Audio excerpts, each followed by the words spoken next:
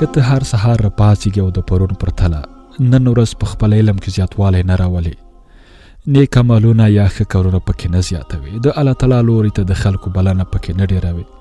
او د حقیقت موندلو په دغه کارونو کې سختی نه زغمې، په حقیقت کې ته توان کوونکی او تا زیان کړی دی. ځکه الله تعالی درته په زمانه قسم کړی چې ای انسان که ته دا کارونه ونه کړې توان کوونکی. الله تعالی فرمایي والعصر، زما دې په زمانه قسم وي، ان الانسان لفی خسر، بېشکه انسان توان کوونکی دی، الا الذین آمنوا، مگر هغوی توان کوونکي نه دي بلکې بریالي دي چې ایمان یې راوړ، وعملوا الصالحات وتواصوا بالحق، په حق باندې خلکو ته سپارښتنه او نصیحت کوي، وتواصوا بالصبر، او د حق په موندلو په دې لاره کې صبر کوي او نورو ته د زغم سپارښتنه. که ته د هرې ورځې په پیلولو سره ورځ تر بلې دا 4 کارونه نه ډېروي، ته توان کوونکی.